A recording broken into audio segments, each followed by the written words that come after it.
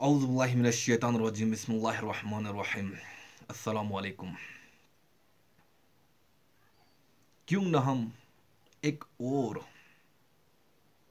علم، ایک اور نشانی عوام تک شیئر کروں؟ کیوں دل مجبور کرتے ہیں؟ ایسے درس دیتے ہیں تو دل ابداد آنکھوں نم ہو جاتے ہیں۔ حضرت مفتی محمود مقصود صاحب اسلامک دنیا کے بہت بڑا اسکالر ہیں۔ آپ ہمیشہ معاشرے کی اصلاحات کی بات کرتے ہیں اور جو بھی بیان دیتے ہیں حدیث کے حوالے دیتے ہیں، قرآن کریم کے حوالے دیتے ہیں، اور جو بھی سوالات آپ تک پہنچتے ہیں آپ ان کو ہر طریقے سے مطمئن کر کے چھوڑتے ہیں، قرآن کے حوالے سے،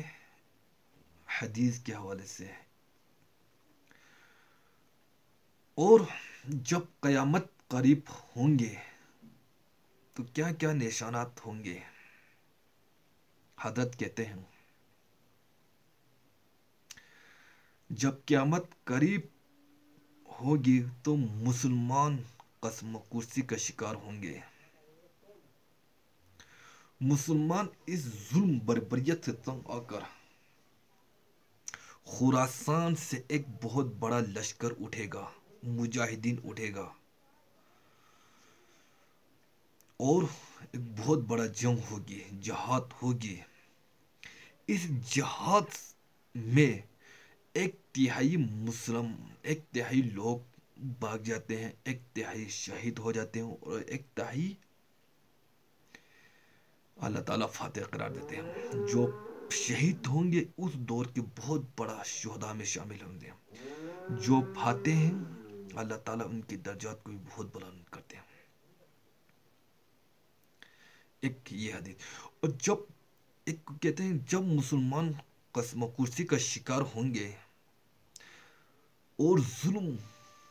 کی چکی سے پیس رہا ہوں گے تو مسلمان حضرت امام مہدی علیہ السلام کو ڈھونڈتے ڈھونڈتے خانہ کعبہ میں تشریف فرماتے ہیں، وہاں تک جاتے ہیں۔ وہاں سے مسلمان ایمان والے لوگ حضرت کو پہچانتے ہیں، جس سے مسلمان حضرت کی سرپرستی میں دمشق میں ایک بہت بڑا جنگ ہوں گے، اور اس وقت عصر کے وقت حضرت امام مہدی حضرت عیسیٰ ابن مریم بھی نازل ہوں گے اور عصر کی نماز، عصر کی جماعت کرتے ہیں۔ تو قرآن کہتا ہے وَتَرَكْنَا بَعْضَهُمْ يَوْمَئِذٍ يَمُوجُ فِي بَعْضٍ، ہم ان میں سے بعض کو بعض میں چھوڑ دیں گے، بہت کثرت ہوگی۔ وَنُفِخَ فِي الصُّورِ، اور پھر سور پھونکا جائے گا۔ قرآن میں تو یہ کہ سور پھونکا جائے گا ایسے لگ رہا ہے جیسے فوراً پھونکا جائے گا، مگر احادیث میں تفسیر ہے کہ فوراً نہیں پھونکا جائے گا۔ یاجوج ماجوج قیامت کی نشانیوں میں سے ایک بہت بڑی نشانی ہوگی، یعنی یہ اس بات کی علامت ہوگی کہ اب قیامت بہت قریب ہے۔ تو حضرت عیسیٰ ابن مریم علیہ السلام جب نازل ہوں گے، میں تھوڑی سی ترتیب بیان کر دیتا ہوں کہ کیونکہ بات یاجوج ماجوج کی چل رہی ہے تو اس سے منسلک جو واقعات ہیں جو اس دور میں ہوں گے وہ بھی میں اسی لیکچر کے ضمن میں بیان کر دیتا ہوں۔ ہمیں صحیح حدیث سے یہ پتہ چلتا ہے کہ قرب قیامت میں جب مسلمان بہت قسمہ پرسی میں ہوں گے تو خراسان سے لشکر اٹھے گا۔ خراسان یہ افغانستان اور ایران کا حصہ، اس علاقے کو نبی صلی اللہ علیہ وسلم کے دور میں خراسان کہا جاتا ہے، جس میں قندھار بھی آتا ہے، ایران کا بھی حصہ آتا ہے اس میں۔ تو یہاں سے لشکر اٹھے گا، مجاہدین لڑیں گے، بہت بڑی تعداد میں دنیا میں جہاد ہوگا، کیونکہ مسلمان ظلم کی چکی میں پس کے تنگ آ چکے ہوں گے، اور لڑتے لڑتے حدیث میں آتا ہے اتنی بڑی بڑی لڑائیاں ہوں گی کہ 1/3 مسلمان شہید ہو جائیں گے اس میں۔ ایک تہائی مجاہدین جو لڑنے والے ہوں گے، اور ایک تہائی جو ہوں گے وہ میدان جنگ سے بھاگ جائیں گے، اور ایک تہائی کو اللہ فتح عطا فرمائے گا۔ تو جو ایک تہائی میدان جنگ سے بھاگ جائیں گے، نبی صلی اللہ علیہ وسلم نے فرمایا ان کی توبہ کبھی قبول نہیں ہوگی۔ جو ایک تہائی شہید ہو جائیں گے وہ افضل ترین شہداء ہوں گے اس وقت کے، اور ایک تہائی کو اللہ تعالیٰ غلبہ عطا فرمائیں گے۔ ایک واقعہ تو ہمیں قرب قیامت میں نبی صلی اللہ علیہ وسلم سے یہ ملتا ہے صحیح حدیث سے۔ دوسرا ہمیں یہ ملتا ہے کہ قرب قیامت ہی میں مسلمان قسمہ پرسی کا شکار ہوں گے، تو تلاش کریں گے حضرت مہدی کو، کیونکہ حضرت مہدی وہ شخصیت ہیں جن پہ تمام نیک لوگ جمع ہو جائیں گے اور وہ مسلمانوں کی میدان جنگ میں کمانڈ کریں گے، جہاد میں کمانڈ کریں گے۔ تو ان کو بیت اللہ میں تلاش کیا جائے گا، وہ رسول اللہ صلی اللہ علیہ وسلم کی اولاد میں ہوں گے، اور لوگ ان کو پہچان لیں گے، اہل اللہ پہچان کر ان کو اپنا امیر بنائیں گے، اور ان کی قیادت میں پھر لڑائی اور جہاد شروع ہوگا۔ اور یہ لڑائی جب دمشق میں لڑائی ہو رہی ہوگی تو دمشق میں عصر کی نماز کے وقت حضرت مہدی، میں نے جو یہ کہا کہ دمشق میں لڑائی ہو رہی ہوگی، مقصد یہ نہیں ہے کہ دمشق کوئی میدان جنگ بنا ہوا ہوگا، مقصد یہ ہے کہ وہ مجاہدین کا لشکر دمشق میں ہوگا عصر کی نماز کے وقت، لڑائی چاہے کسی اور میدان میں ہو رہی ہو، لیکن احادیث میں ہمیں دمشق کا تذکرہ ملتا ہے۔ تو دمشق میں حضرت شام کا تذکرہ ملتا ہے، اور جو قرائن ہمیں ملتے ہیں وہ دمشق کی ایک خاص مسجد ہے، وہ مسجد حضرت مفتی تقی عثمانی صاحب اور مفتی رفیع عثمانی صاحب نے اس کو ہائی لائٹ بھی کیا، لیکن وہ یقینی نہیں ہے، یہ خوب سمجھے، انہوں نے اس کا بھی تبصرہ کیا کہ اس کے بارے میں کوئی یقین نہیں ہے۔ تو حضرت مہدی عصر کی نماز پڑھا رہے ہوں گے، لوگ امامت میں آپ کے پیچھے کھڑے ہوں گے، یہاں تک کہ مسجد کے مینار پر، آج بھی وہ مینار موجود ہے جس کے بارے میں غالب گمان ہے کہ یہ وہ مینار ہے جہاں حضرت عیسیٰ علیہ السلام نازل ہوں گے، غالب گمان کے درجے میں کہا جا سکتا ہے، ورنہ پھر اسی کے اڑوس پڑوس میں کوئی مسجد ہوگی۔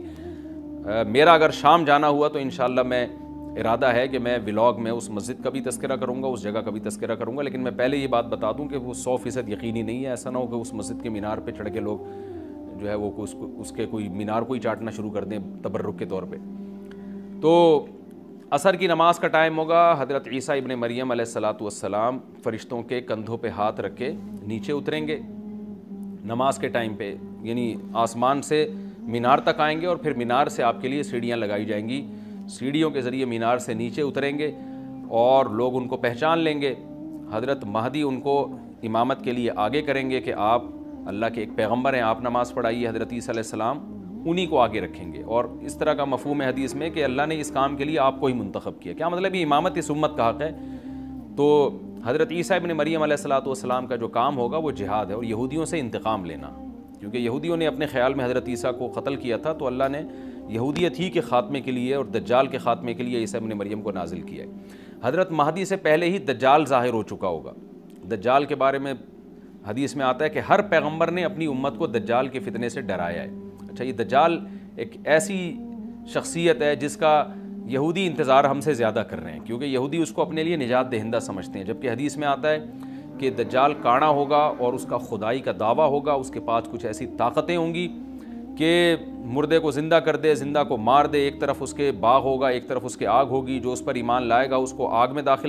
باغ میں داخل کرے گا، اور جو اس پر ایمان نہیں لائے گا اس کو آگ میں داخل کرے گا۔ اور رسول اللہ صلی اللہ علیہ وسلم نے فرمایا اس کی جو آگ ہے حقیقت میں وہ جنت کا باغ ہوگا، اور اس کا جو باغ ہے حقیقت میں وہ جہنم کی آگ ہوگی۔ تو جو نبی کی باتوں پہ یقین کرتے ہیں وہ دجال کے فتنے سے محفوظ رہیں گے۔ اور حدیث میں سورہ کہف کی بھی تلاوت کا حکم ہے، جمعے کے دن جو کہف کی تلاوت کرتا ہے اللہ اس کو دجال کے فتنے سے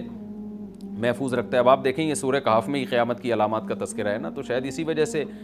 کیونکہ جو سورہ کہف پڑھتا رہے گا وہ یاجوج ماجوج کے واقعات بھی پڑھتا رہے گا اور اللہ کی قدرت کے واقعات بھی پڑھتا رہے گا، تو دجال کے فتنے سے اللہ اس کو اس برکت سے بچا کے رکھیں گے، فتنے سے محفوظ رکھیں گے۔ تو وہ ایسی طاقتیں دکھائے گا، بے وقوف لوگ اس پہ ایمان لے آئیں گے۔ حدیث میں آتا ہے کہ کانا کبھی بھی خدا نہیں ہو سکتا، یعنی اس کی تو ایک آنکھ ہوگی نہیں، لیکن بے وقوف لوگ اس کے یہ کچھ ظاہری کمالات دیکھیں گے، یہ نہیں دیکھیں گے کہ یہ تو شکل بھی اس کی اچھی نہیں ہے، یعنی خدا کم از کم جمال والا ہوتا ہے نا، یہ تو ہے بھی کانا، اور اس کے بڑا بڑا کافر بھی لکھا ہوا ہوگا واضح طور پر جس سے پتہ چلے گا۔ لیکن احمق اور بیوقوف لوگ جیسے روحانی عاملوں کو کچھ شعبدے دیکھ کر ان پہ سے متاثر ہو جاتے ہیں نا، روحانی عاملوں کے شعبدے دیکھ کے، تو ایسے ہی دجال کے شعبدے دیکھ کے متاثر ہوں گے۔ تو بہت لوگوں کو، خلقت کو، بہت بڑی امت کو گمراہ کرے گا دجال، اہل اللہ کو اللہ تعالیٰ اس کے فتنے سے محفوظ رکھے گا۔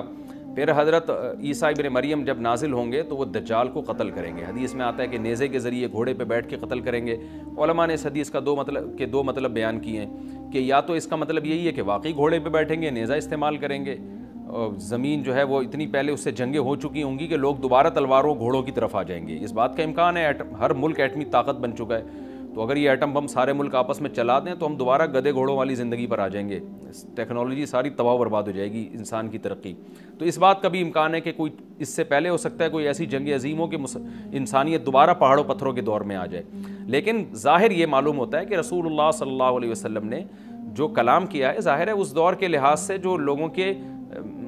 جہاں تک جو لوگوں کی مینٹل اپروچ ہے وہاں تک, تو نبی صلی اللہ علیہ وسلم میزائل یا اور ٹینکوں کا تذکرہ کرتے تو کیا سمجھ میں آتا؟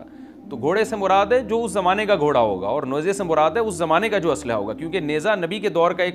مناسب اسلحہ تھا اور گھوڑا نبی کے دور کی میدان جنگ کی ایک مناسب سواری تھی. تو اس سے یہ بھی پتہ چلتا ہے کہ ہو سکتا ہے عیسیٰ ابن مریم نیزے کے بجائے کلاشنکوف کا استعمال کر لیں, تو یعنی وہ نیزہ جو ہے وہ اس کلاشنکوف کی یا جو بھی اسلحہ اس وقت حضرت عیسیٰ ابن مریم استعمال کریں گے اس کی ایک تعبیر ہے, تو اس کا بھی پورا امکان ہے. تو ہمیں بہرحال اتنا ایمان ہمارے لیے ضروری ہے کہ دجال کو قتل کرنے والی جو ذات ہے, جو شخصیت ہے, وہ عیسیٰ ابن مریم علیہ الصلاۃ والسلام ہے. تو حضرت عیسیٰ کے ذریعے اللہ تعالیٰ دجال کو قتل کریں گے, اور حضرت عیسیٰ کی قیادت میں زبردست جہاد ہوگا. حدیث میں آتا ہے کہ عیسیٰ ابن مریم اس دنیا کو امن سے بھر دیں گے,